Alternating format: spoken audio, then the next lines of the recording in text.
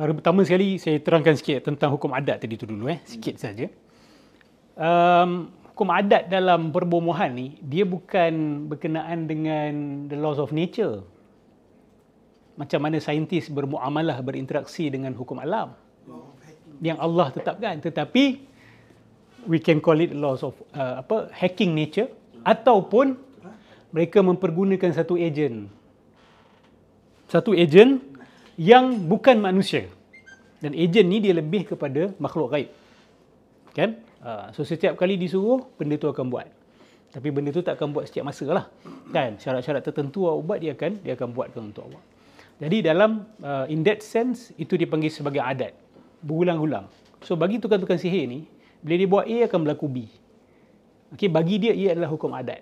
Tapi bagi orang yang tidak tahu, orang awam yang tidak engage dengan sihir, dia akan anggap benda ni luar biasa. Tapi bagi orang yang selalu nampak benda ni benda biasa, saluran biasa boleh dapat. Allahumma salli ala Muhammad. Baik. Sekarang ni kita tengok kepada golongan yang mendakwa bila kami lakukan amalan-amalan tertentu, kami merasakan pengalaman-pengalaman tertentu. Okey. Benda ni banyak kali saya sudah berikan peringatan. Ini we have to get this right. Sebab kenapa saya kata we have to get this right? Sebab aspek kedua yang akan saya ceritakan ni, dia ada dua aspek. Aspek kedua ni dikeluarkan terus daripada the discussion when it comes to religious experiences. Bila datang perbicaraan tentang pengalaman-pengalaman kerohanian, jarang kita dengar dalam kalangan masyarakat kita yang betul-betul consider the perspective of mental health. Jarang. Bahkan orang yang dah hilang akal pun, dia akan kaitkan juga dengan agama dengan kata gila isim.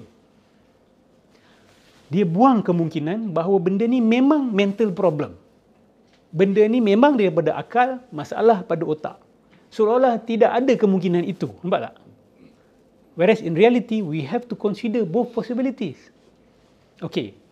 Seseorang buat ritual-ritual ataupun amalan-amalan tertentu, dia dapat pengalaman-pengalaman tertentu. Ada macam-macam kemungkinan. Kita pernah cerita berkenaan dengan self-hypnosis. Kita pernah cerita tentang amalan-amalan yang membuat seorang fall into trance tanpa dia perasan. Kita dah cerita berkenaan dengan apa kita kata NLP. Bagaimana pihak-pihak tertentu menggunakan teknik NLP dan dia tak perasan dia pakai teknik NLP. Okey. Kemungkinan lain adalah amalan-amalan ini mengundang makhluk-makhluk tertentu juga. Mengundang makhluk-makhluk tertentu. Kita cerita zikir hu'ah. Itu je orang ramai dah rasa macam pelik. Tapi kalau awak nak tahu, dalam sebahagian tarikat-tarikat ni, dia bukan ada hu'ah saja. Dia ada seruan-seruan kepada nama-nama ataupun perkataan-perkataan yang tidak difahami dalam bahasa Arab. Bada'ak, Syamharush, Sahsahubih, kau kan, Tahfalush, kan, macam-macam lagi lah nama. Ada dalam so-called wirid-wirid tarikat. Bila ditanya kepada mereka, ini nama-nama apa? Atau ini perkataan apa? Sebahagian mendakwa, ini adalah nama-nama Allah dalam bahasa Suryani. Suryani ni Syriac language. Syriac. Okay? Dan makna dia adalah Ar-Rahman, Ar-Rahim dan sebagainya. Okay? Semua orang boleh dakwa. Kalau benar, bawakan grammar dia. Bawakan dictionary dia. Bawakan orang-orang yang boleh berbahasa Suryani hari ini, pakar bahasa Suryani, untuk pastikan sama ada betul ke nama-nama ini bermaksud sekian-sekian. Pelik apabila kita jumpa nama-nama yang sama dalam kitab-kitab sihir. Itu satu persoalan besar. Contoh, nama Maimun. Kan? Maimun ni dijumpai dalam kitab-kitab sihir juga. Orang putih pun ada. Sorcerers mereka ada seru. Memon. M-E-M-O-N. Memon. Kemudian kita jumpa dalam kitab-kitab yang didakwa sebagai kitab-kitab orang-orang wali, soleh. Dikatakan bahawa ini ilmu-ilmu daripada Allah. Ilmu-ilmu khas yang diberikan kepada ahli-ahli sufi. Nama sama. Tukang sihir itu pun panggil Maimun juga. Ini pun Maimun juga. Banyak lagi nama lah. Beduh pun sama juga. Ya beduh.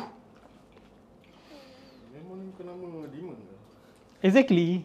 Kalau di barat, memang ni nama demon. Yo. Memang masyhur adalah nama setan. Tapi bila buka buku contoh macam Syamsul Ma'arif Al-Kubra, memang ni diseru. Tapi didakwa bahawa kami boleh mengawal memang ni. Ngarut dah tu. Dia dakwa bahawa khadam-khadam ini, jin-jin setan-setan afrit-afrit besar ni boleh dikawal oleh orang-orang soleh, orang-orang wali macam mereka. Tapi nak kawal, ada teknik-teknik dia. Kita pelik sungguh. Setan ni dikawal dengan teknik.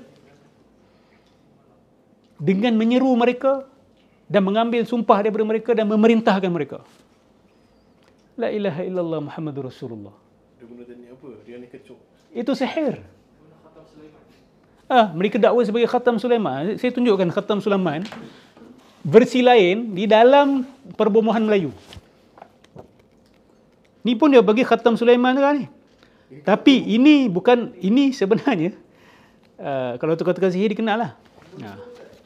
Tengok ni. Ini didakwa sebagai Khatam Sulaiman. Ini adalah satu lukisan yang dibuat oleh bomoh Melayu. Nampak tak?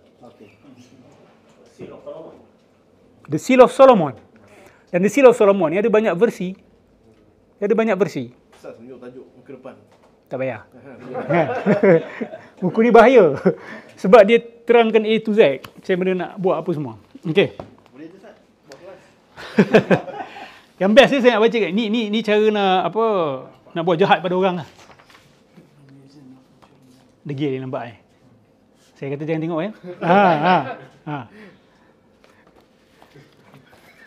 Macam nak belajar dengan saya, tak nak dengar. Sebab tu kalau kita baca ayat dalam Baqarah, wattaba'u ma tatlu syayatin, Allah turunkan siapa Harut Marut untuk ajar sihir. Lepas tu kata apa? Innama nahnu fitnah fala takfur. Kami ni ujian je, jangan kamu kafir. Manusia boleh tahan tak? Tak boleh tahan. Sikit je. Nama buku je nak tengok kan. Harut Marut please lah kan. Kami janji kami takkan buat. Tak boleh tahan. Sebab tu, be very careful of these kinds of books. Orang yang mungkin, yelah, datang waktu awak sangat memerlukan, kan?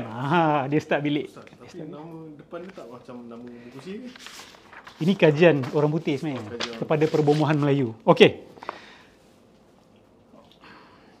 Bila tangkal ini ditulis dan diletakkan di antara dua patung daripada lilin. Dua patung manusia. Orang yang buat patung itu mesti asapkan dia dengan kemenyan sambil membaca mantra ini. Saya terkejut bila saya baca mantra ini. Bismillahirrahmanirrahim. Assalamualaikum. Saya tak baca full lah. Baca sikit je. Ini sebagai ta'lim ya, ta'lim. Ini bukan untuk seru. Dengar. 1, 2, 3, 4, 5, 6, 7, 8, 9, 10, 11. Okey. Bismillahirrahmanirrahim. Assalamualaikum. Hei jin putih Nur Muhammad. Aduh, Nur Muhammad kena. Na'udzubillah. Raja sekalian jin di dalam diri aku. Raja sekalian jin dekat dalam diri. Jin putih Nur Muhammad. Sebab kalau tanya geng-geng ni, memang Nur Muhammad dalam diri kita lah. Jin hitam, bayang-bayangan aku. Tak payahlah baca semua. Okay. So ada Bismillah, ada Assalamualaikum, ada Nur Muhammad. Tapi nak buat apa ni? Ni nak buat apa ni? Nak memisahkan orang, misahkan suami isteri, sebagainya. Nak bunuh orang, semua dah. Scary. So itu dipanggil juga sebagai The Seal of Solomon ataupun Khatam Sulaiman. Buat tuyul ada Ustaz? Nak buat tuyul? Tak, nak tanya ada ke? Tak apa, nanti saya ajar tarik duit. Itu lagi straightforward. Okay. Tak, saya tanya ada tak dalam tu buat tuyul? Tak ada. Saya tak tahu pula tuyul boleh dibuat. Diseru ada lah. Buat boleh. Okey, tak Pernah apa. dengar lah macam mana. Okey, nanti itu satu sesi khas. Kita buat cerita semua supernatural paranormal. Saya rasa kena buat satu sesi tentang sihir. Kita buka dan kita jemput bekas-bekas tukang sihir. Dah ada sebahagian bekas-bekas tukang sihir yang kontak saya. InsyaAllah kalau mereka setuju, kita jemput sekali supaya dia orang boleh cerita. Ada daripada Sarawak. Tukang sihir warna asli. So kita mungkin boleh interview dia orang untuk ceritakan, tapi dah jangan cerita semua kan, nanti orang ikut pula.